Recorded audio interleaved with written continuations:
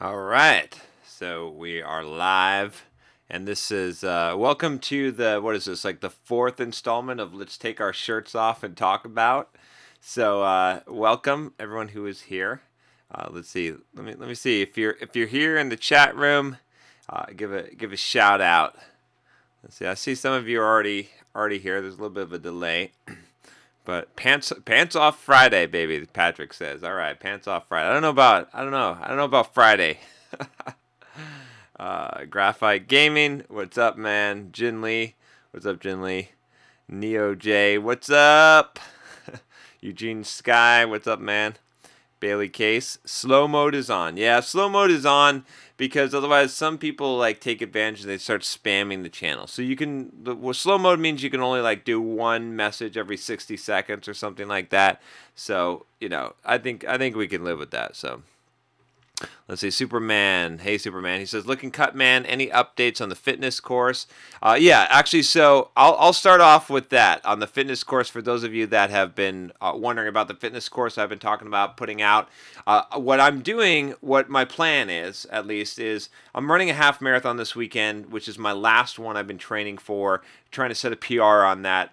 Hopefully, I'm trying to run a 1:45, and then after that.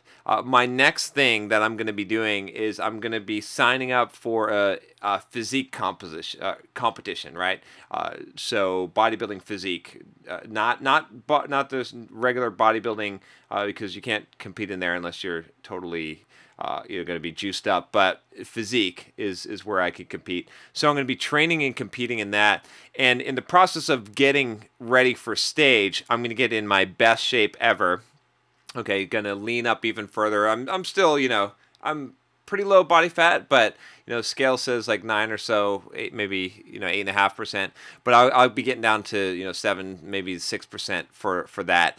At that point, when I prepare for that, what I'm going to be doing is I'm going to hire a videographer, and I'm going to shoot a fitness videographer, and I'm going to shoot all the videos for the fitness course. This way I'm looking my best, right? I'm going to go through all the exercises and my fitness routine and all that, and then I'll be putting that together. So that's probably going to be like January, February timeframe.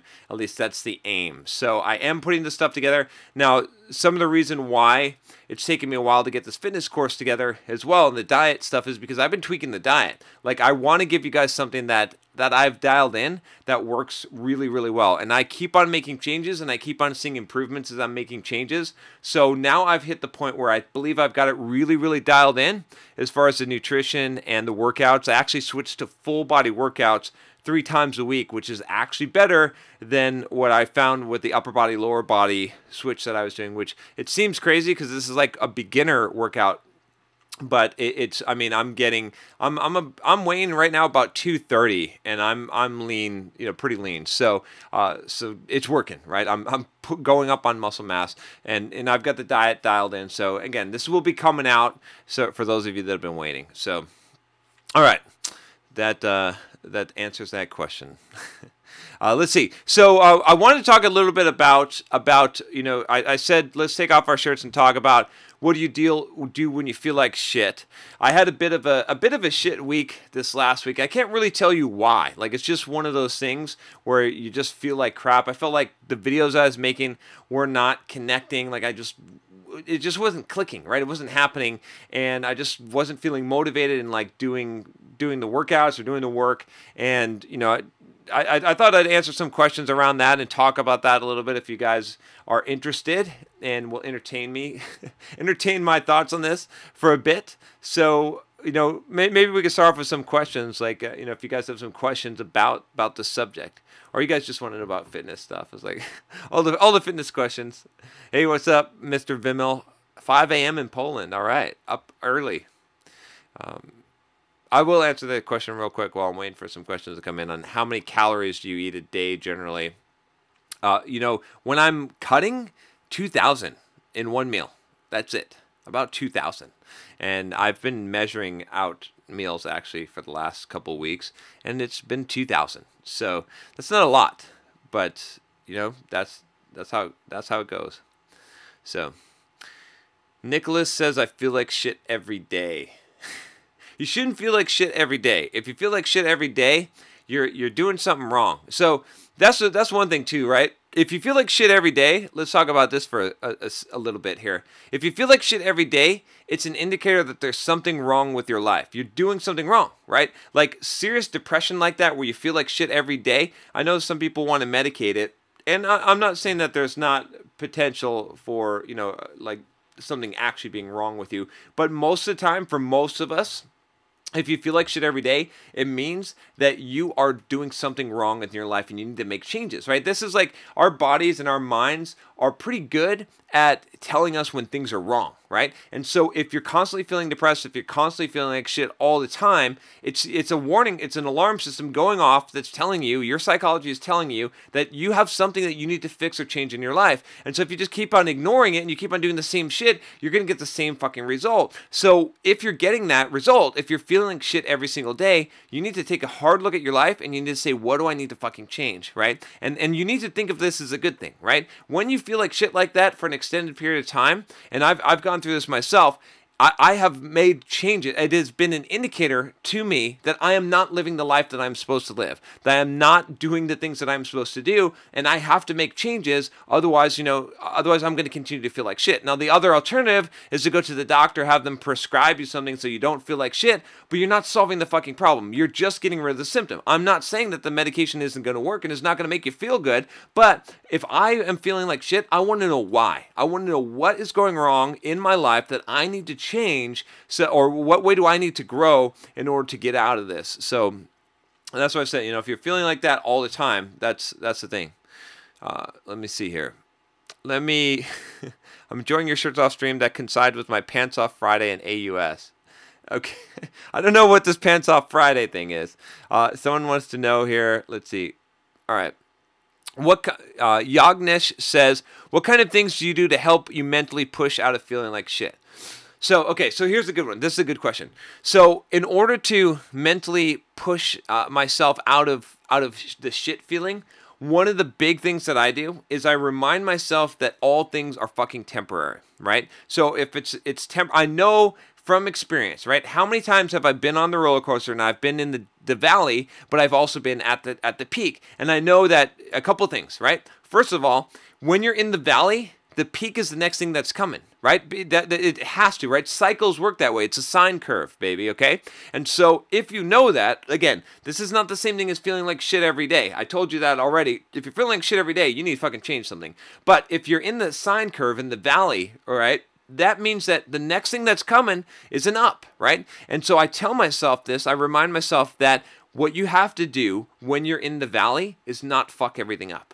This is the key thing, is because most people, what they do is when they're in the low part in their life, when they're feeling like shit, they let shit go. They fuck up their diet. They do all kinds of stuff. They mess up relationships. They mess up things. They mess up their life. They don't work hard, right? They sabotage themselves because they don't have motivation, because they don't feel like there's anything worth looking forward to in life, and they don't have a grasp on their goals. And then when they're feeling good, they look back and they're like, yeah, right? They look back and they see the path of destruction that they wrought from their shit days, and they're like, man, and they spend their good feeling repairing the damage that they've done, okay? And then when they're done repairing the damage, they don't prepare, they don't store up the nuts for the next time that they're going to go down, right? So I remind myself about these cycles, and I remind myself that things are going to pass, and I remind myself that all I have to do is hold the line, right? I did this video, you can search on my channel, on holding the line,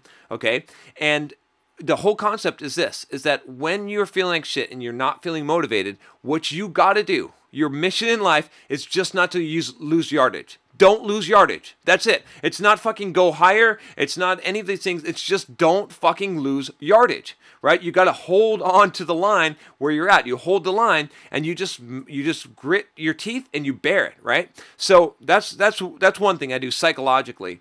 The next thing that I do also is I start momentum, because when you're feeling like shit, a lot of times, one of the big reasons why is because momentum has stopped, okay? So, you examine, and I look at the periods when I feel like shit, and a lot of times it's something like I fucked up on my diet, okay? I had a lazy day, I didn't get a lot of work done, some shit went wrong financially, something happened bad, that put me in a bad mood, that put me in a bad cycle, or that I did something wrong, and now I'm fucking up, okay? And the more that you're fucking up, the more that you feel guilty, and the more that you feel like shit, the more that you fuck up. You got to break that cycle. So I break the cycle by creating momentum. So I'll give you an example, okay? I haven't eaten today. I'm fasting today, okay? So I had a little bit of diet problems in the last week, okay? Like the weekend, I went a little bit too crazy, okay? Like, you know, fucking 5 bowls of Reese's Puff cereal, that's too much, okay? That's too much. I don't know. I mean, I was eating tortillas. I was like, man, really just going to town. And so what I said was, okay, how can I regain momentum? How can I regain momentum? On Tuesday, I did a complete fast, didn't eat at all. Today, I'm doing a complete fast, not eating at all. You know, I did a run this morning. I did my kickboxing class, Muay Thai, and I'm still not going to eat. I'm going to eat tomorrow night after my workout. And so that's going to give me momentum. I know it might seem crazy and anorexic, but for me, what it means is that when I wake up tomorrow morning, I'm like, oh, I'm doing good. Like I'm on a roll, I'm on a streak, and that's going to give me momentum to make me feel good again. So I'm just using this as an example as far as diet, but this applies to a lot of different areas. How can you regain momentum, right? Sit down, go to your desk, do some work, bang out some work, like whatever it's going to take in order for you to get momentum again, because once you get momentum and you're seeing the high watermark again, you're going to get motivated and you're going to stop feeling like shit. But the key thing, like I said, for me, what I have to realize is that it's going to fucking pass. So just hold the line. And second, do some stuff to get momentum. And then if you just do that, like it's going to happen, right? And like for me, again, this last week, feeling like shit, today was the day I was coming out of the clouds, right? Today was the day where I was like, oh yeah, okay, I'm ready, I'm psyched up, I'm ready to get shit done. And I really, you know, whatever it was between the momentum and the mindset or just the time, I started to come out of that, and now I'm in a good place, right? And so, but the key thing is I didn't fuck up so bad, right? I'm not gonna say I didn't fuck up at all, but I didn't fuck up so bad when I was in the down spot, right? I didn't, you know, totally destroy everything that I had built when I'm in the good phase. So when I make it to the good phase, I make forward progress. When I get to the bad phase, I just hold the line. Maybe I might go back a little bit, but I keep on going forward. And that's the difference, I'll tell you, that differentiates someone who's successful in life and someone who's not. The successful person in life holds the line when they don't fuck up so bad when they fuck up, and they make yardage when they're in the good mood, when they've got the motivation. Right. Whereas the unsuccessful person, whatever that they gain when they have motivation or when they're in their good mood and they're not in that valley, they lose it, and more, they make backwards progress when they're in the down, because the down's always coming. If you're on the up, that's the other thing. Remember this: if you're on the up, the down's coming. It's coming, because there is no up after up, right? You can't just keep on going high. So you see, this is the thing. It's like human beings. Some of us, we think that we should just keep on going high. It doesn't happen that way. It goes up and it goes down. Whatever goes up goes down, right? When you're in the up, remember that the next thing that's coming, you're going to get fucking hit. It's going to be down. So if you know that's coming, right, and you expect that shit, when it hits you, it's not going to hit you as hard, okay? It's like knowing that someone's going to punch you in the face, right? I was just doing Muay Thai and we had to put our feet in the tire and we had to punch each other, okay? And I know it's fucking coming. So when I get punched in the gut, when someone nails me in the fucking gut, I know it, right? If I get blindsided, it's going to hurt a lot more, okay? So when you're up high, know it's coming down. And when you're down, know that next thing is coming up. So there you go. All right. I have to see a fucking sick pecs, no homo, Patrick says. Thank you, Patrick. I get a little carried away. All right. Let me see here. I've got, I wasn't paying attention to the chat. Arthur says people need discipline. I totally agree. Leviathan says, wow, perfect timing. Had a lot of backward progress lately. Major illness. Well, you know, good. I mean, not good for the major illness, but now's the time to get the momentum, right? Reset the high water mark, Leviathan, and start it over again and start making progress, okay? When I'll tell you real quick about, I used to play poker online, semi-professionally, was trying to do that for a living for a while, and I did pretty good. And I got into this shit where I was just like doing shit. I was like not doing what I was supposed to do. I was on tilt, all right? I was on this big spiral. And so what I did was I took my bank, I said, I'm not putting more money on this account, right? And I had like 5 cents. And I said, you have to play with 5 cents, John. And I did. I forced myself, and I turned the 5 cents into $15,000, okay? By grinding it fucking out, because I reset the watermark. I didn't care that at one point I had $10,000 on my account. I said, it doesn't matter. Now you have 5 cents, and 5 cents is where you're starting. And I felt good about turning it into 10 cents, and I felt good about making it 20 cents, and I felt good about making it $1, and I felt good when it was $10, and I felt great when it was $100, okay? Because I reset it. So a lot of times, if you have a big setback in life, what you got to do is you got to reset the scoreboard. You got to erase the whiteboard and say, fuck it. I don't care what my record was before. I'm starting over, and I'm going to be proud of what I'm accomplishing and regaining momentum. Otherwise, if you're always comparing yourself to where you were when you're at your peak and you're thinking about how you fucked up and all the loss, it's going to demotivate you like nothing else. All right. Let's see. Gifted Ones 1981 says, good morning from Sweden. Good morning. Guten Morten? Guten, I think, I don't know. So, let's see, what do we got? Any more questions related to this subject? Otherwise, I'll just answer, whatever questions you guys got here. All right, what do we... Okay, here's one from Superman. Let's see what he says here. Do you have any low times when you were grinding out the programming courses? If so, what did you do to pull through, and what was your motivation to take up that coding opportunity? So I'm assuming that you're talking about the Pluralsight courses that I have. By the way, of course, I'll plug my Pluralsight courses since you gave me the perfect opportunity, which is if you go to simpleprogrammer.com/Pluralsight, you can see all my Pluralsight courses, and please sign up through there so that I get an affiliate commission. No, Pluralsight's awesome. But okay, so when I was creating those courses for Pluralsight, I created, just so you know, I created 55 courses in about 3 years. In 1 year, I created 30 courses for Pluralsight, okay? That was fucking hell, okay? That's because someone asked, Patrick. Someone said, flex your abs. So I glanced over there and did the ab flex. So anyway, I created these courses, okay? And it was hard, and there was a low period for sure. I mean, this was not like, okay, creating a Pluralsight course is kind of fun, like for the first hour or two, and then it's fucking hell, all right? I mean, creating a course is hard. It's not easy, right? It's not like live stream, which is just fun and you just say fuck all the time, right? It's hard, okay? And so, doing this, at one point I was working a regular job. I was getting up in the morning, running, I was lifting weights, I was writing blog posts, I was doing, I think at least I was doing one YouTube video a week at that point. And I was creating these Pluralsight courses right at night, okay? And then when I was doing it as a full-time job doing the Pluralsight courses, I was just working 60, 70-hour weeks creating these Pluralsight courses. It was hell. It was not fun at all. Not really, okay?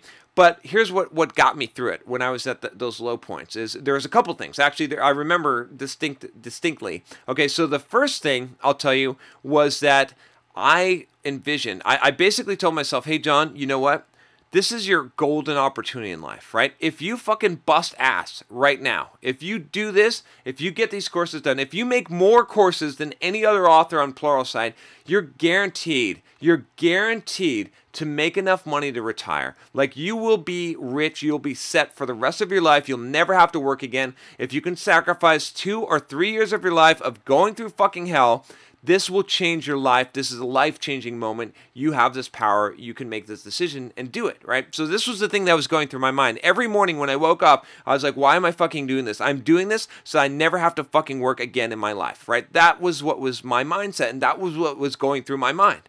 Okay, so I had to coach myself and tell myself, and every time I wanted to quit, and every time I was like, man, I had a hard day today, and I worked 8 hours, and I worked out, went to the gym, and lifted weights, and ran, and am I really going to spend 5 hours at night with hardly any sleep doing these stupid Pluralsight courses? And I had to tell myself, I had to say, yes, you fucking are, because this is your golden opportunity. Because don't you, if you pass this opportunity, and you don't fucking do this, John, then anytime when you're going to look back and regret, and you're going to say, man, I never got a shot, but you will have gotten a shot, right? And I will tell you, right? If you're listening to this right now, you have had a shot, okay? And you have passed it.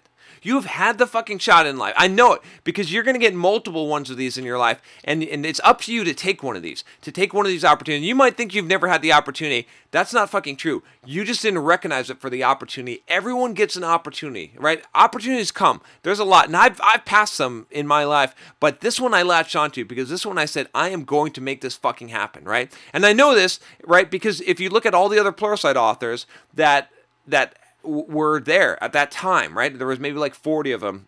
They did not take the opportunity that I did. Now, some of them did some, right? And, there was definitely some authors that made a lot of money, but they all had the same opportunity, right? They didn't recognize it, or they wouldn't follow through. And I'm not saying anything bad against them, right? I know a lot of great Pluralsight authors, awesome people, but I'm just saying that I fucking held on to that opportunity, and I forced myself. So when I was in that dip, and I didn't feel like doing this shit, and that was a lot of the days, I just said, fucking grit your teeth and fucking bear it, and this is, you got to grind it out, right, for 3 years, and then that's it, and then you're free, right? And that's what I did. And there's another thing here I'll point out. Let me see if I've got, do I not have, oh yeah, okay, really, I don't have the War of Art? How do I not have a hardback version of the War of Art? I swear I do, hold on. I do not. I need to get, okay, if someone can give me a signed copy of The War of Art by Steven Pressfield. How do I not have this? I swear I bought this. I do not. Okay, so the other one, I'm definitely into Stoic philosophy, David. Definitely. The Obstacle is the Way. Really good book. I've got that on my bookshelf. Okay, so a signed copy. But I bring it up at like every live stream. Okay, so I'll tell you this. This is the other thing that got me through that whole Pluralsight shit, okay? I remember running on the beach. I remember being halfway to my goal, okay? I remember, because this was the year of fucking shit, right? Of 30 courses, all right? I remember having 15 courses done, running on the beach, listening to the audio version, like seriously questioning my life. Seriously, like saying, do I really want to fucking do this? I'm only halfway through. I think I'm just going to quit. This is enough. I've gone far enough. I've pushed the ball far enough. This is enough, right? I remember just really wanting to quit, okay? What's up, Bobster Tech? All right, and so I'm listening to the audio version of The War of Art, Steven Pressfield. Excellent book. I've listened to you should get this book for sure, okay? I wish I could point and make links, but I can't because this is live. All right, so I'm so used to that. But anyway, I'm running on the beach. I did learn another lesson. I'll tell you in a minute. But basically, I'm listening to this book, and this book is connecting with me. This book is describing to me exactly what it's like. He calls it resistance. Steven Pressfield does in the book, and it's describing exactly what it feels like. Okay, when I am sitting there at my desk and I don't want to fucking do the work, and because I hear this, because I connect with this, because Steven Pressfield understands me, and he understands the human struggle, the procrastination, the not wanting to do the work, just don't want to fucking grind it out, right? That low point. I finally feel empowered. I feel like I'm not alone. Like this is the human condition. This is the struggle. This is what makes someone great. It's not what I thought it was. Like before, I thought someone being great was them like feeling great and motivated and like doing some super shit because they're so skilled or so powerful.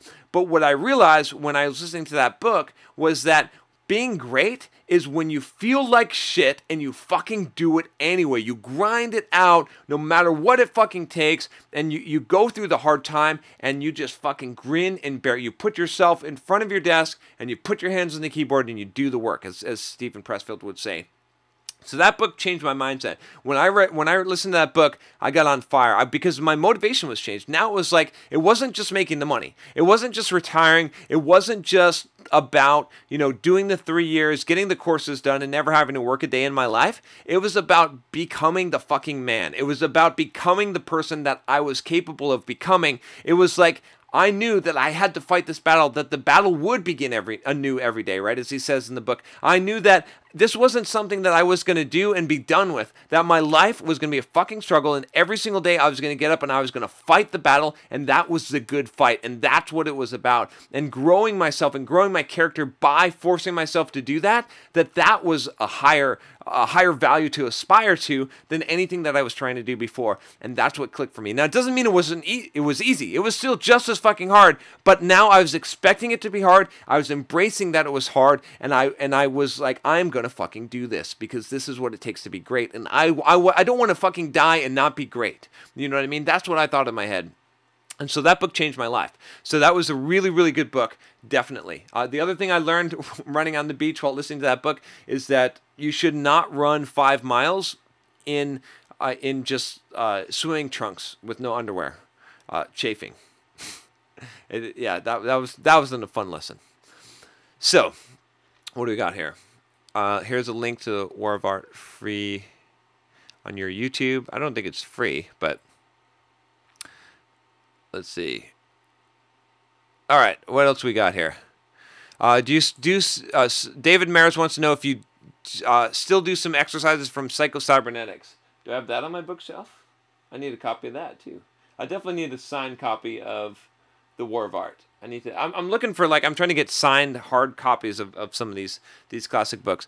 So I don't do exercise. Well, I don't purposely do exercises from Psycho-Cybernetics. Also a very good book.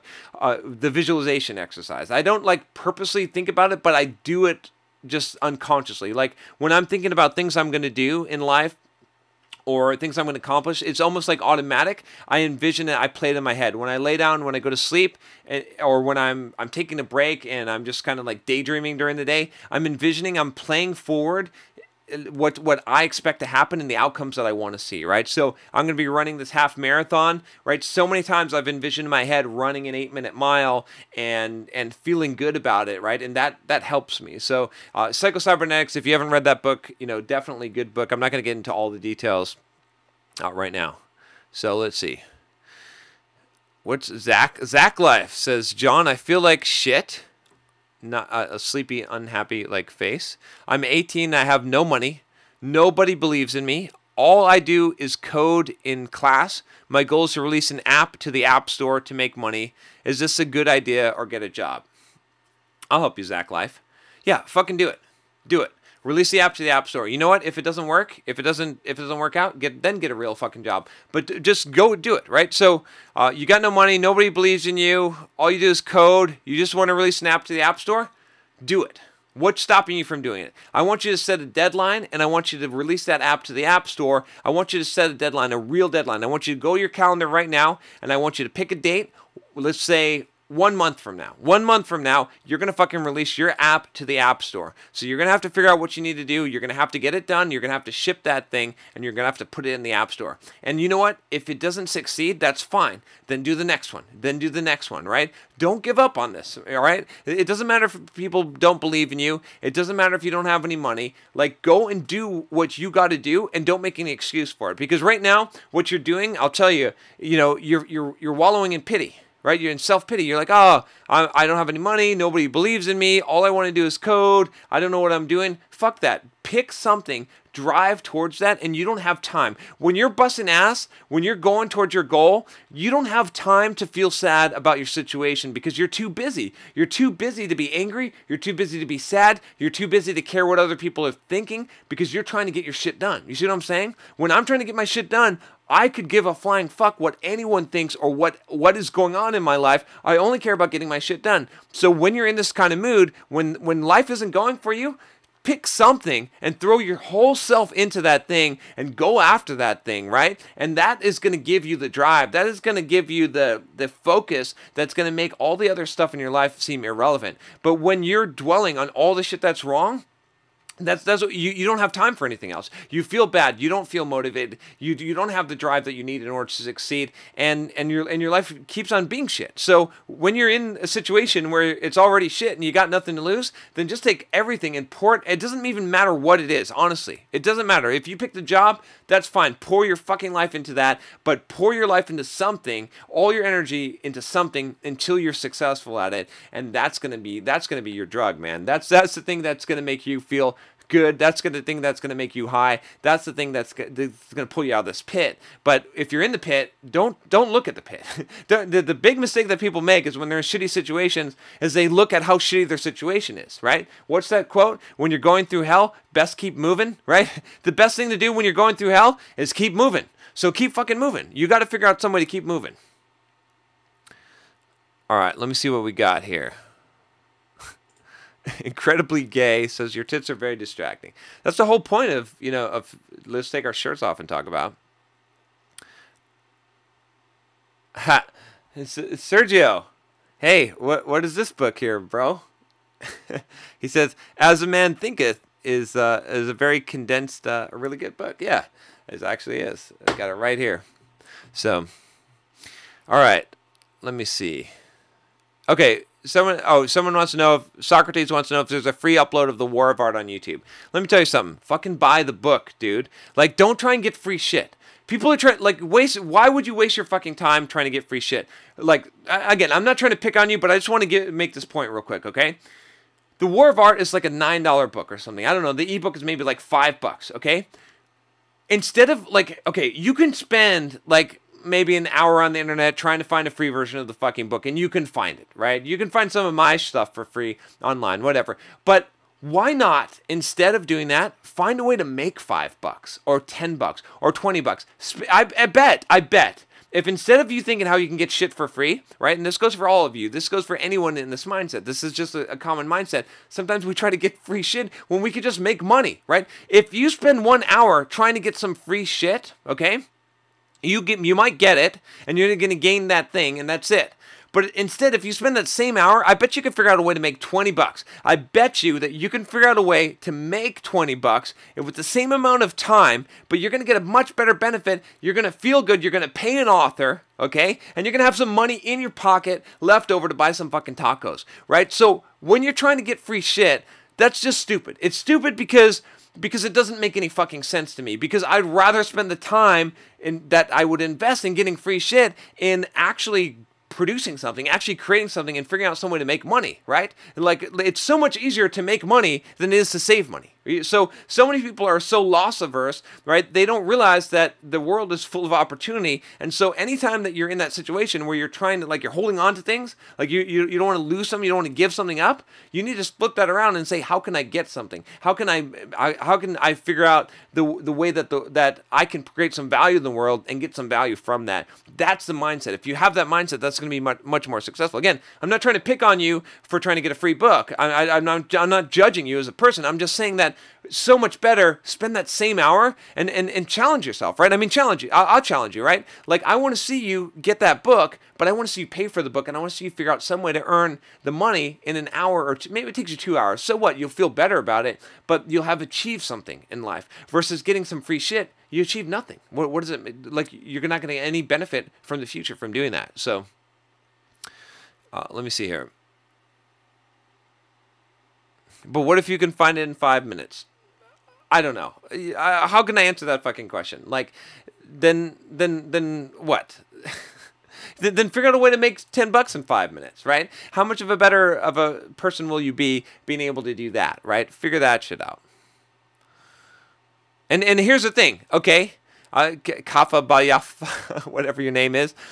If you can find it in 5 minutes, you invested a whole shitload of time in developing a skill of finding shit for free. Okay, it's not like you just found it in 5 minutes. Like, oh look, I can just find stuff in 5 minutes. No, you figured out how the torrent sites work and then where to find the stuff and all of this stuff. You invested a bunch of time that's totally wasteful when you could be spending that time investing it in building a business, figuring out some way to give value to the world, trading a service, doing something that can earn money as opposed to just taking free shit. It doesn't make any sense to me. All right, let me see what we got here. You guys with the pirating knowledge. Let me see. Beast wants to know, how long will it take to make $10K a month in passive income if someone follows your real estate? My real estate course, maybe. So if you go to simpleprogrammer.com. Actually, you know what? I think I put a card here. Can you guys see a card? Is there a card? Click the I. Do me a favor. Do me a favor right now. Click the little I, okay? And then you can see I've got a playlist here from Motivation for Software Developers. I've got the Complete Software Developer's Career Guide, 10 Steps to Learn Anything Quickly, How to Market Yourself, and I have Simple Real Estate Investing course. So I'm not going to bullshit you, okay? A lot of people will bullshit you. How long will it take you to make $10K a month in passive income taking my course? I don't fucking know. I can't tell you the answer to that question, okay? I honestly cannot tell you the answer to the question. It's going to depend on how much money you have, how eager you are, what kind of opportunities you have, right? And how many deals that you do. But what I can tell you is that the knowledge in that course will help you to avoid a lot of the pitfalls that you would make as a newbie trying to learn how to do real estate investment. That's not bullshit. It's exactly what I do. And that I make about $12K a month of passive income from real estate. Okay. So I can tell you that. Then I can tell you that it's going to give you, it's going to be well worth the money that's going to give you the knowledge that you need. If you're going to invest in real estate, it's a no-brainer because you can waste a lot of time and a lot of money like learning things the hard way. So it's no bullshit advice, and it will tell you. But I'll tell you, as far as like investing in real estate, like in making the passive income, you're just going to have to, it's a long haul, right? There's no quick. I'm not going to lie and promise you that there's some kind of quick solution that you're suddenly going to become rich and retired. No, you're talking 10 years minimum, right? Of hustle, and probably you should be thinking along 15 or 20-year line, right? If you want to achieve these kind of results. I'm not saying that some people can't hustle up and do it faster. I know guys that are better than me that can do it faster, but I'm saying if you're working your regular job, if you're doing some real estate on the side, if you're buying like one house a year or doing one investment a year, 15, 20 years, right? But then you're going to live the life. Then you're going to be retired, right? And you can do a live stream with your shirt off and you don't have to answer anyone, just like me, So if you want to do that, that's cool. All right. So anyway, check it out. By the way, when I do these live streams, if you check the cards, I'm going to start using the cards. That definitely helps support. Also, if you don't know on the live stream, if you really want me to answer your question, there's like a super chat feature. I think you throw money at me or something like I'm a stripper, and then I can, I see that question because it's hard to read all the chat. All right. I try to answer, pick out questions and stuff, but it scrolls by. So, all right. Let me see here. Okay, InfoPlanet has an interesting question. He says, would you lose 10 years of your life for $1 billion? I'll tell you absolutely fucking no. Because I'm not about the money, I'm about the freedom. Okay, my highest values in life are freedom and genuineness, right? Or integrity, you could call it, like transparency, genuine, right? So those are my two highest values, okay? And I'm all about building myself, building my character, growing myself, developing myself. So I'll tell you this, right? I'll stand by this, right? If some millionaire offered me $1 million, just said, hey, John, I just want to give you $1 million, I would say no. And I know that some of you are like, no, bullshit, John. No, I would say no. I mean, I'm a millionaire myself, but if someone who had a lot more money than me said, I just want to give you $10 million, I would say, I don't. No, but I would say this.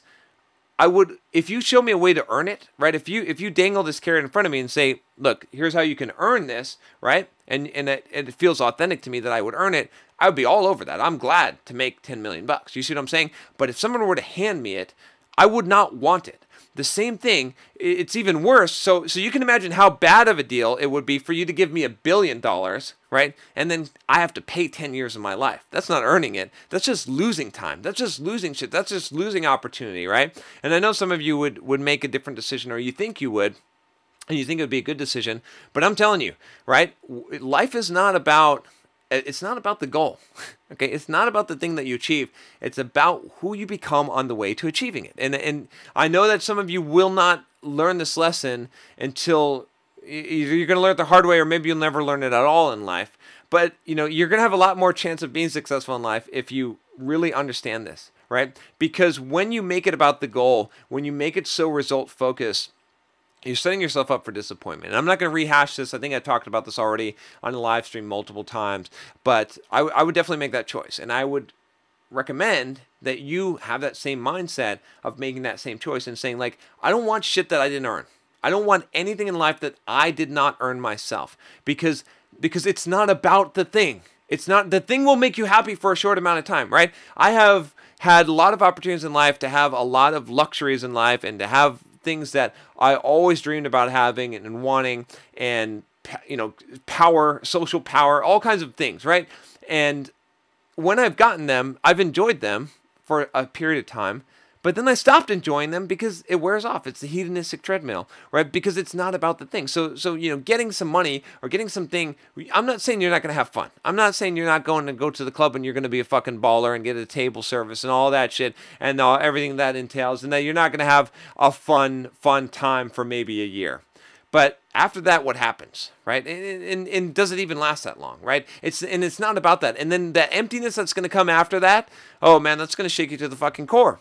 But if you earn it, if you earn your way, if you make your way, if everything that you've gotten in life, you know that like no one gave you and no one can claim ownership except for you, that's a better way to live your life, right? That's a better person to become. That's a person that you can look in the mirror and be proud of, right? Right? All the shit that I have in my life, I can look in the mirror and I can look honestly in myself in the face and I can say, you fucking did it, man. Awesome.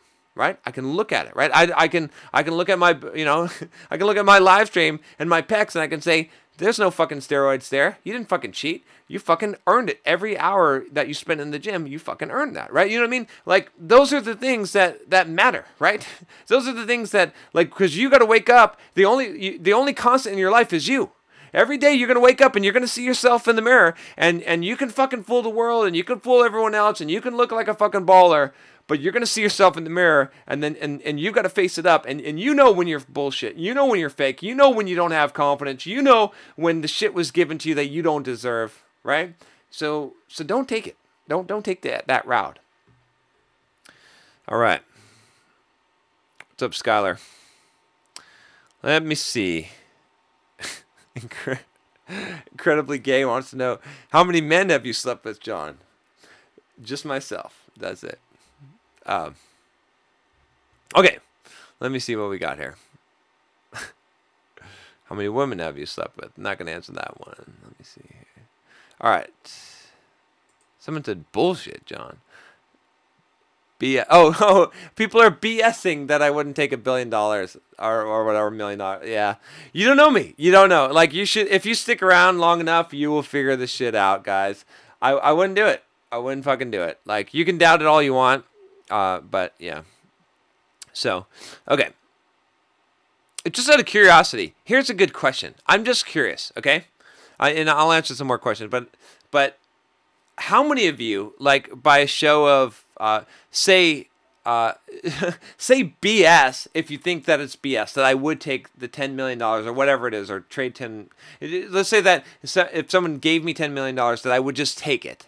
Say BS. If you think that I would, that I'm full of shit, okay? And if you believe me, say hell yeah. So BS or hell yeah. That's it. BS, if I'm full of shit, you think I'm full of shit, right? Or hell yeah. I'm just curious. I want to see what you guys think, what the mentality is here, because I don't understand how people can't understand this concept. Now I'm gonna have to, like, okay. So Jonathan says BS. Okay, I respect that. A lot of hell yes. Okay, that's good. That's a good mindset, right? But I mean, don't be afraid to say BS. I respect you. I can understand why you would say BS. I totally understand it. So lots of hell yes. Okay, it's mostly hell yes. BS, you would take it and light it on fire to display dominance. All right, Incredibly Gay has the winning answer. Maybe I would do that. Okay, there's a couple of BSs. So,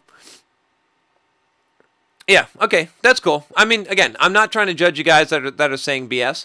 It's true. I totally understand, right? But stick around, and you'll see. Stick around the channel. If you haven't subscribed already, click the subscribe button, and you'll see. You'll see. So, all right. What else we got here? Someone wants to know. Let's see. Jordan wants to know. Do you think slow fat loss is better than fast fat loss, John? If yes or no, why? I think fast fat loss is better. I like fast, right? I don't know. I would say on this subject that if you can lose weight rapidly and keep the muscle. See, what's always been the struggle, and this is why I'm putting out that fitness program, is because I figured I cracked the fucking nut. I figured the shit out, okay? I can lose fat quickly, and I can keep the muscle, and I can actually gain muscle while I'm losing fat. I know that people say this all the time, or they say it's impossible, but I'm fucking living proof. Like, you guys see me on the live stream. Am I not getting larger? Am I not getting more cut? Right? So what is, like, I'm not on any gear. I'm not on any shit. Okay? It's all just diet and nutrition workout, right? That's what it is. So if you can do it that way, then why not, right? Otherwise, if you can't, right? If you're just on a cut, then slow fat loss is probably better if you're not doing something like what I'm doing in order to preserve muscle mass in general. And I used to be a big fan of slow fat loss, but I think fast works. You know, you gotta be able to keep the muscle, right? And that's the one piece I was missing. I figured that shit out, and now it's like it's golden. So, all right. Jordan's like, I'm buying that shit immediately. You should. It's gonna be good, honestly. Like I wouldn't. I'm not. I can't even bullshit you. Like that's the thing. It's like, how am I achieving the results I'm doing? I'm tell you how I'm achieving the results. I can't bullshit you. The only thing I could bullshit you on is if I was actually on gear, but I'm not. I just, like, all of you that said hell yeah that I wouldn't take $1 million or $10 million. It's the same principle. I'm not on gear. So, all right, what do we got? I don't want to belabor that point. I can see your boobs jiggling. All right, cool. Quick question. How much did you weigh your heaviest and how much do you weigh now? At my heaviest, I weighed 300 pounds. And now I weigh 230 pounds. So, and I've been a 300-pound beast. I had maybe like 25% body fat, benching 405 before I tore my pec. Okay, and I've also been a 300-pound fat ass after I tore my pec and I gave up on life and lost my identity and went through, this whole crisis. Okay, but I've come back from both of those. So, all right, what do we got here? Do I have a degree in CS? I do. I got it from some shitty online school. I went to BSU for 1 year. Okay, dropped out, and because I got a summer job that was making like 40 or 50K a year at the time, and it just didn't make sense. And then later on, I was like, oh, I might as well finish my degree. So I went to like this school, ACCIS, which I think they like merged with some other school. They were a non-regionally accredited school as correspondence. But I did it. I did the work. I did all the credits. I got the work. I got it done. It was cheap. And, and so I can say I have a CS degree, but what does it fucking matter? It doesn't actually matter. So I did it, so I can say yes. I've gone through college. I've gone through school. Did I do track and field? Yes, I did. I was a pole vaulter. I should have ran the 400. I'm gonna start running 400s next year, I think, because I clocked myself, and I know this seems a little hard to believe, at 24 miles per hour speed when I was running at my fastest. So I think I might be able to run a 400. I've never really tried it, so I'm thinking about trying. Like this year was the year of half marathons and marathons, right? This year was the first time I ever ran, or no, within this not calendar year, but chronological year. I ran my first half marathon and I ran full marathon, and so I'm doing my last one. And then next year I think is going to be all about speed, about doing some sprints, because that's what I'm really built for. I'm not really built for distance. It's kind of crazy, a 230-pound, 6'3" guy running half marathon. It doesn't. I mean, not that some people do it, but I'm not gonna excel there. It's just not gonna happen. All right.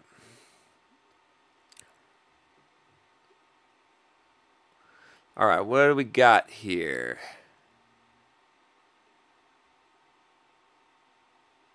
Okay, so let me see some questions here.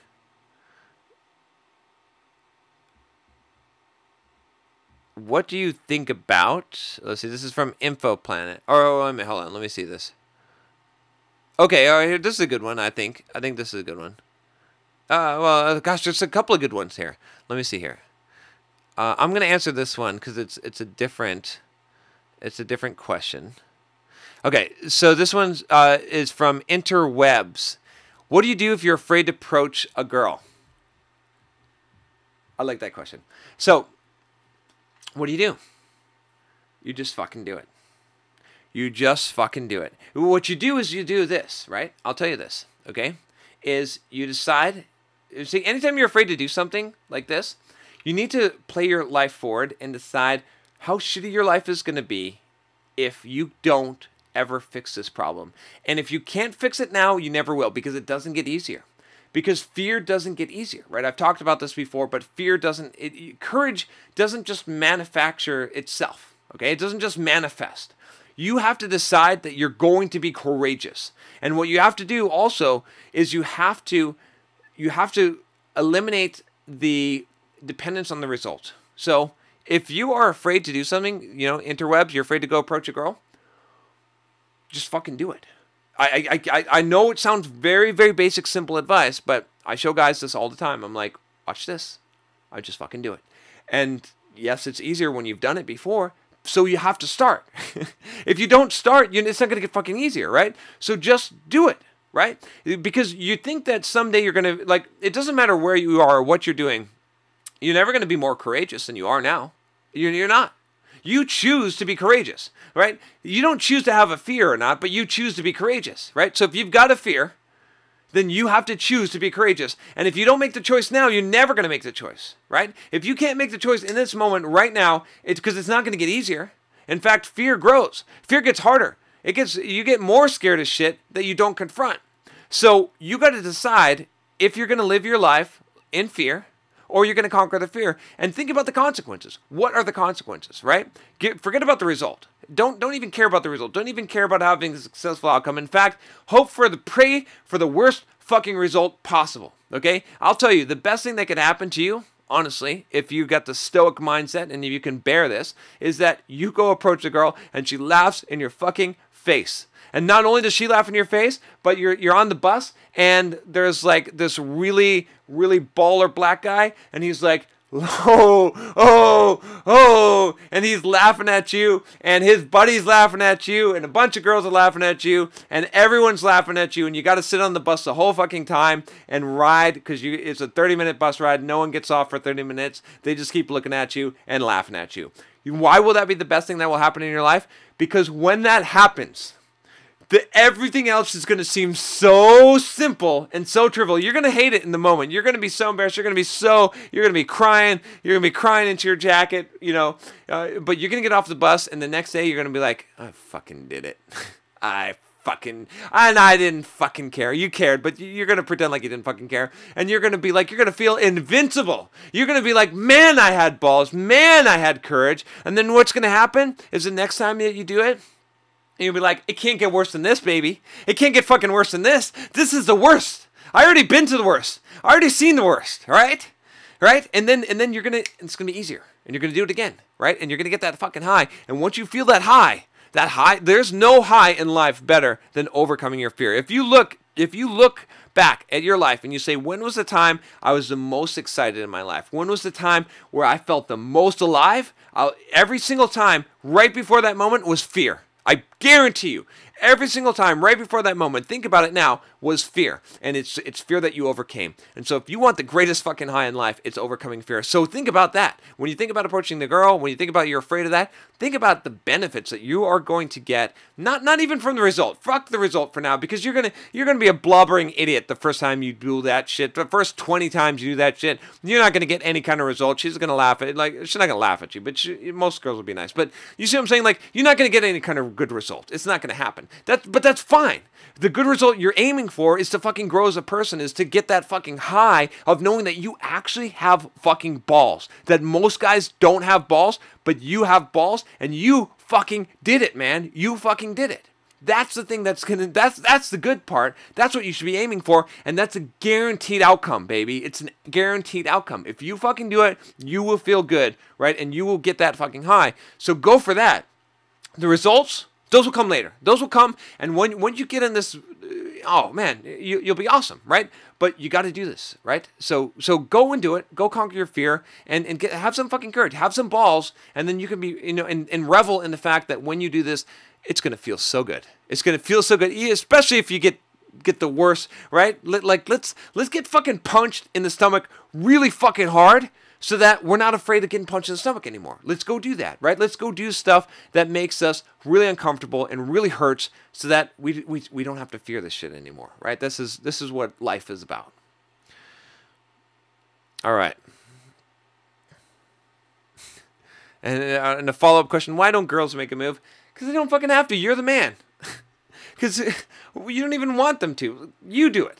You do it. All right. I'll just keep on riffing on this. What happens if your mind goes blank? Good. Then just stand there and like a fucking idiot and feel the pain and the embarrassment and that will also make you stronger and grow. Or if you don't put any care on the results and the outcome, your mind can't go blank. I could just talk about shit all fucking day long, right? If there's no dependence, no results or outcome, if I'm like, I'm so comfortable in my skin, I don't even give a shit, right? I could just talk. I'll just talk. I'll talk about fucking Pokemon. You see, it doesn't fucking matter. Doesn't fucking matter. Just be comfortable, like, with being uncomfortable. Just say, yeah. If that happens, like, when I'm doing something like this and shit goes wrong, it's opportunity. The more pain I go through, the more I grow.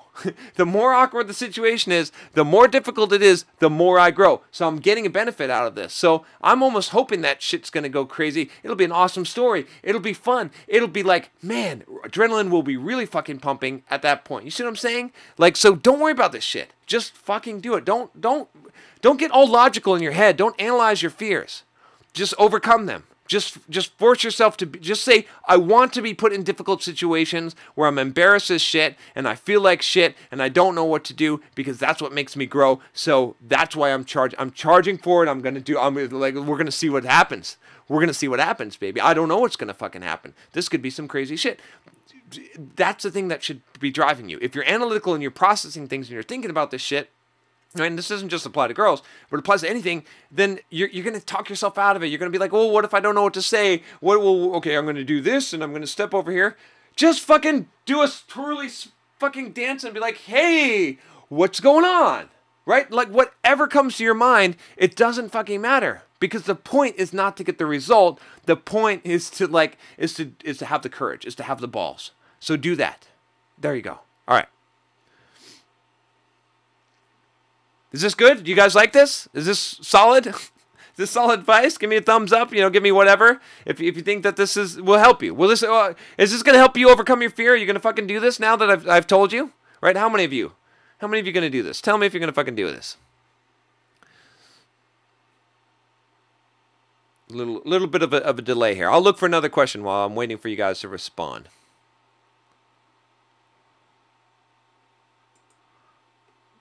Me and Kappa Bavakia finally agree on something. Okay. I have this is interesting.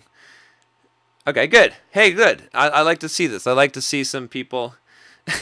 Thumbs up for the dance. All right, you guys. Come on, cool. All right, I want to see you actually execute on this shit, right? And I'll tell you this, right? When I do a live stream like this, all right, I tell this all the time when I'm giving speeches or doing talks is don't take notes on what I'm fucking saying. Take notes on what you're going to fucking do. At the end of this, right? If you want to make this worth something for you, fucking do it. Actually take action. Figure out something that you're going to take from this and you're going to do some action, right? Whether that's going to be you're going to invest in real estate or you're going to go talk to that girl or whatever it is, you're going to embarrass the shit out of yourself on a fucking bus. Just fucking do it. Just do it. All right? All right, let me see here. I got a question from Jin Lee. He has sent, I think that's 2,000 yen, I believe. He has tipped me for my dance probably. And he says, is fear just a subconscious mask for laziness? Man, this is a deep question. Is fear a subconscious mask for laziness? I honestly don't think that's the case. I think that laziness exhibits itself in a different way. I mean, and here's why I'll tell you this, Jin. I'll tell you why, okay? I'll tell you exactly why I don't believe that fear is a subconscious mask for laziness, okay? It's because of this. It's because in order to overcome fear, people do all kinds of fucking hard work to get around the fear, right? How many times, right? And I've been here. I've done this, okay? I have tried to outwork the fear, right? So the fear is here. It's standing in my way, okay? And I know I'm afraid, and I'm afraid to confront it, and I don't have the courage that I just talked about, okay? And so what do I do instead? I'm like, well, okay, instead of doing this, right? And instead of flying in the airplane, I'm going to get in my fucking car and I'm going to drive for 12 hours. Instead of taking a 2-hour flight, because I'm afraid to get on an airplane, I'm going to rent a car, I'm going to drive for 12 hours, do all that stuff, all that work in order to not address the fear, not face the fear. So people will do ridiculous amounts of work to not face the fear. And I'll tell you, I can tell you from my videos, from the emails that I get from guys, right, that are afraid to talk to girls. I keep coming back to the subject, but it is a big one. Is that what they think is that they're gonna fucking make a bunch of money, they're gonna get jacked as shit, right, get ripped, and they're going to become successful and all these things, and then they will get the girls automatically, and they'll never have to overcome that fear of talking to them or possibly being rejected.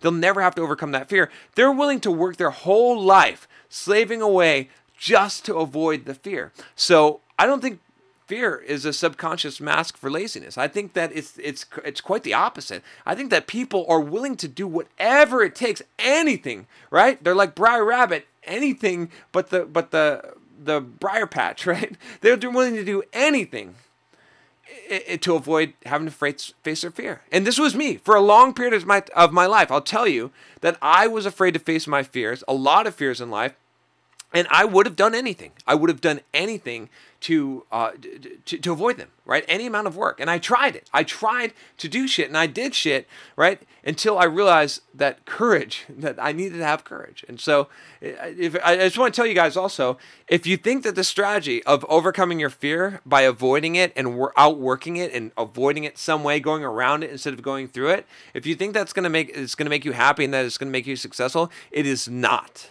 It is not.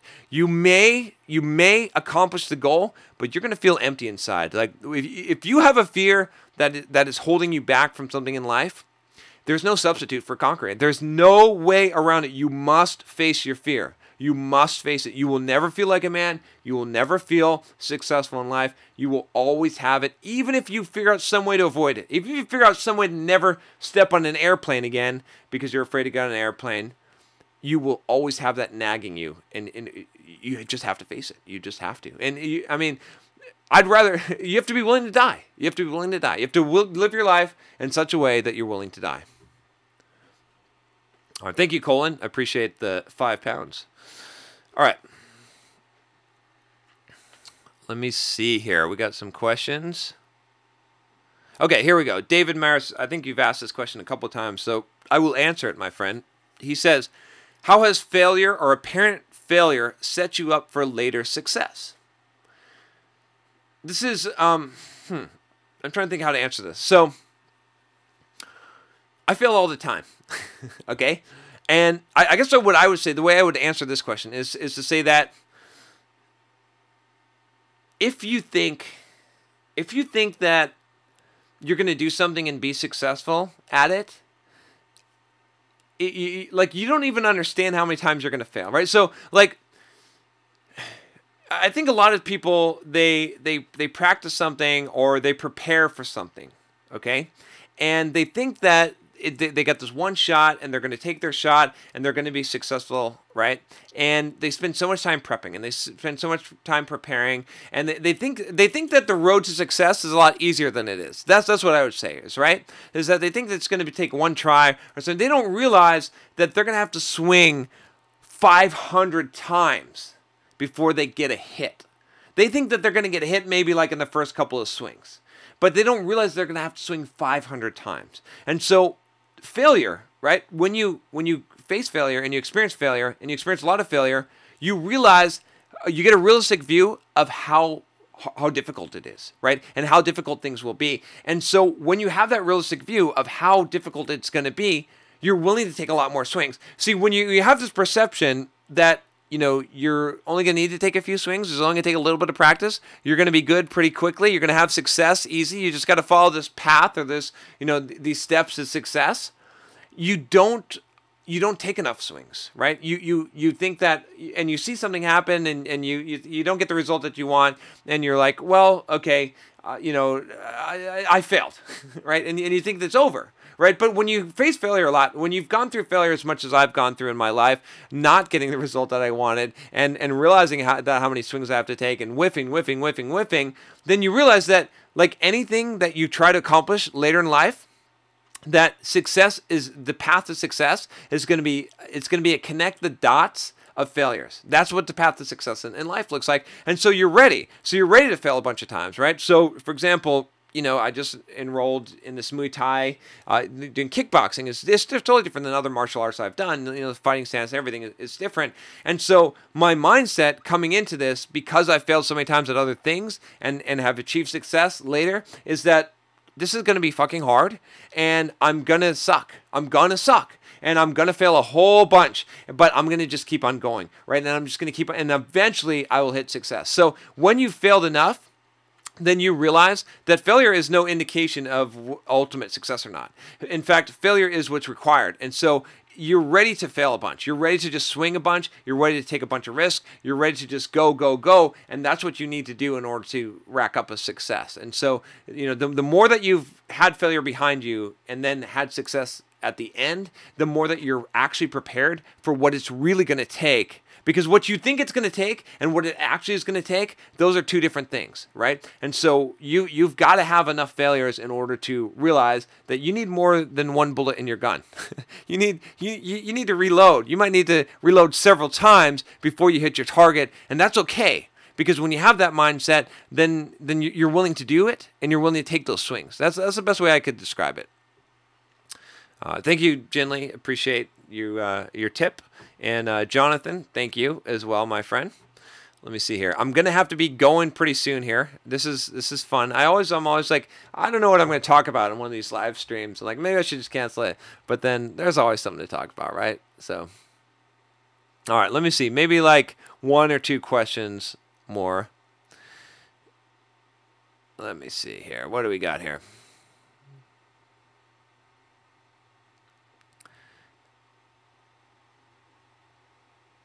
I'm going to kind of answer this question, even though it's kind of a dangerous question. So, Semikon Dokin, I think probably Turkish name, right? Yeah. Says, is marriage the most important thing in life? Is it what gives meaning to the money you have? Okay, so how can I answer this question? No, it's not. It's not the most important thing in life.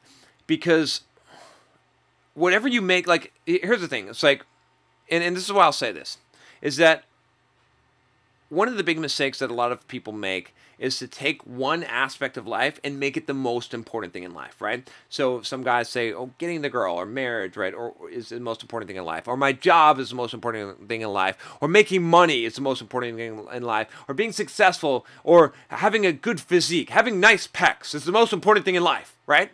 And whatever you attach as the most important thing in life, that's where you're going to attach your identity. And when that shit falls apart, because all things are temporal, okay? All things eventually they have the possibility to dissolve, and they're beyond your control, especially when something is beyond your control, which all kinds of things, right? We can't control life, right? People can die, okay? All right? People can get injured, right?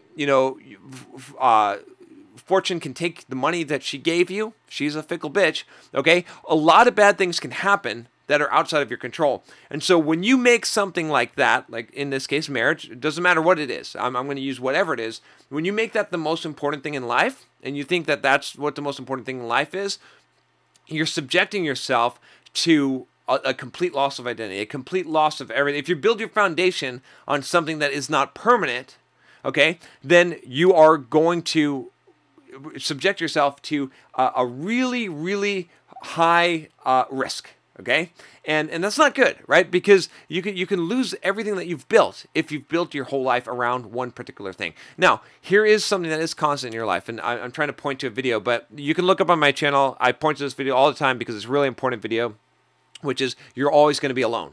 And it's not meant to be like, a bitter type of video or anything like that, but the only permanent constant in your life is going to be you. You're always going to be, it's going to be you. So if you're going to make something that is the most important thing in life, it should be, honestly, in my opinion, to develop and grow yourself and to give to others. Like to be able to give your fullest gift. What is the fullest gift of yourself that you can give to the world? That is the most important thing in life, because that is the thing that is permanent. That's the thing that never changes. That's the thing that is totally intrinsically controlled by yourself. Right? And that you can build your whole entire life on. Now, that doesn't mean that you shouldn't have other things in life. It doesn't mean that you can't have good marriage and good relationships, and that you can't have people in your life, and that you can't have money, and you can't have success, and you can't be dangerously good looking, right? All those things are great, okay? But those are additions to your life. If you make something else, some person, some thing, some covenant, the center of your life, you are putting your fate into the hands of fate, right? That's not how I want to live. I want to build a foundation on something that doesn't change, which is, again, my ability to grow and develop as a person and to give my gift to the world. That's what my foundation of my life is. And some people might say that sounds selfish. Well, you know what? Maybe it is selfish, but that is the one unchanging thing that I have control over. Oh, everything else in my life, everything outside of me, I have no control over. I don't even have control over my own body, right? I could be injured. I could get sick. I could have a million things. I could get cancer. Things could happen to me that I don't have control over, but I do have control over here. What's in here and what I decide and how I decide to live my life and the character that I build and the mindset that I have, that I can control, and that is where my gift comes from. That's where I give out into the world and that I can control. So that, in my mind, is the most important thing. Not one particular person, not one particular thing, not all the... And some people, I mean, you may not like that answer. It's an uncomfortable answer. It's an uncomfortable truth. A lot of truths are uncomfortable. All right. Let me see here. One more question, and then I am going to bid you all farewell. Let's see.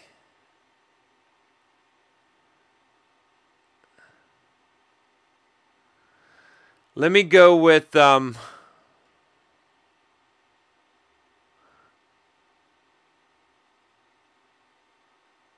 right. Okay.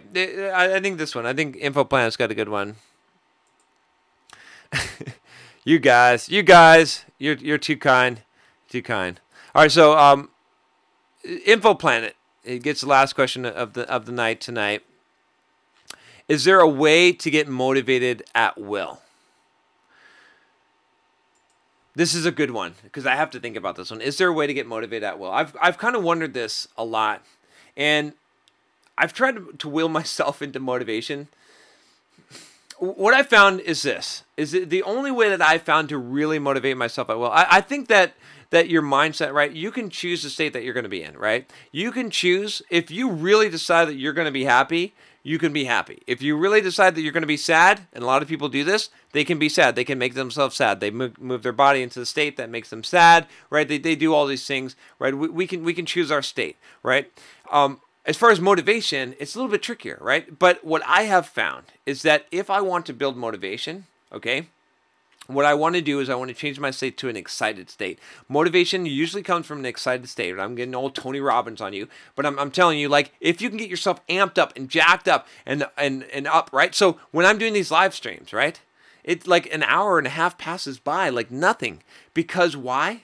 Because I'm jacked, because I'm excited, right? And so I'm motivated. I want to go conquer the world. I want to kick ass, okay? So getting in an excited state, I think that's number one. And then number two is doing the work. Once you get down there, because I've been in positions, right, where I've definitely had days where I didn't want to run, where I was going to go for a 10-mile run, and I didn't get much sleep the night before, and I didn't feel very good, and I was hungry, and I was tired, and I just was not feeling it, not feeling motivated at all. And on some of those days when I felt like that, what I did was I was like, hey, guess what, motherfucker? Guess what you're going to do today?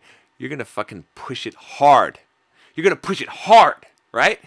And I did, and I pushed it hard. And you know what? Motivation came, because once you challenge yourself, then motivation comes. So you kind of got to like get in there and do the work, right? And push yourself, push it hard, and then that's what you like. You rise to a challenge, right? So you got to have a challenge to rise to. That's where motivation kind of comes from. Now, I'm saying this when I say this, okay? I have to tell you one thing about this, which is that maybe this will work for you. Maybe what I'm telling you about motivation, maybe it will work for you. Maybe you can change your state and you can be enthusiastic, like Tony Robbins, right? You can just make a move, right?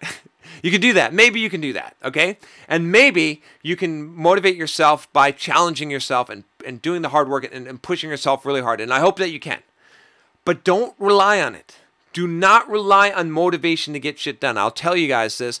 Do not rely on motivation, because you need to learn real work ethic. Real work ethic is the ability to work without motivation. if you really, really want to be successful in life, if you really want to accomplish your goals, you can't rely on the crutch called motivation because you're not going to feel it. Some days, whether it's because you just didn't do the priming I told you and get into the enthusiastic state or whatever it is, right? Or you just didn't feel like doing that shit today because you weren't even motivated to motivate yourself, right? Let's get meta here, right? If you're not motivated to motivate yourself, you're not motivated to motivate yourself, then you're pretty much fucked, right? So my point is, like, don't rely on this. It can be a crutch, right? Motivation can be a crutch. I'm not saying that you shouldn't try and get motivated. It helps. It certainly does help a lot.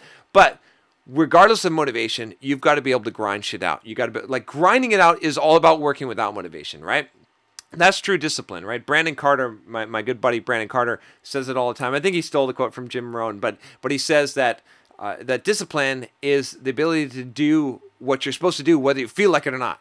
Right? I love that, like, because that's so fucking true, and that's what true discipline is. So you got to develop. Don't worry about motivation. Develop discipline, because when you have discipline, nothing else matters. Because when you have discipline, you can do it whether it's raining, it's fucking it's shining, it's snowing, it's sleeting, it's hailing. It doesn't fucking matter. You have motivation. You don't have motivation. You feel great. You don't feel great. Right? You're sick as a dog. You're hungover. Doesn't fucking matter. When you have discipline, you fucking do it anyway. So don't worry about motivation so much, right? I mean, if you can hack motivation, great. If you can't, discipline. You want to develop discipline? Do hard shit. Bring pain on yourself. That's how you develop discipline. That's my short version, right? Obviously, I've got a longer version of that. But, okay. Yeah, Jocko Willink, Discipline. Discipline equals freedom, right? Read that book by him. So, all right, guys. This has been fun, as usual. Tell your friends. Tell them to come to the channel. Tell them to subscribe. Again, I'll plug one more time. Click that little eye up in the corner, right? It should be in this corner right here. This should be the eye. Click that little eye and look at some of the shit there, and see if you want to buy some of that stuff. It's how I keep Simple Programmer going, all right? I mean, I do this, guys, for you, but anyway, I just thought I'd start doing that so I can make some business out of a live stream. Got to take every opportunity. So, I hope you enjoyed this. Again, I hopefully we'll be back next week, and we'll have a new topic to talk about with our shirts off, and hopefully I'll be more jacked, be more ripped. That's the goal. Every Thursday I need to be better, and you need to be better as well. And like I said, one last thing. I told you guys, take some kind of action, right? I'm not standing here, talking in front of the camera for, just so I can look at myself. I'm doing a little bit of that, but but my point is, like, take some kind of action, right? If you're afraid to go talk to that girl, go fucking do it. If you're thinking about doing a real estate investment, go and actually do it. Go get my course, or don't get my course. Go to Bigger Pockets. I don't give a shit. But go and do some kind of action and take some action, right? And you're going to feel better about yourself and about your life. Like, pick something that you're going to do and you're going to change your life, and take the action now, right? Do that. All right. Good night, and I'll talk to you next time. Take care.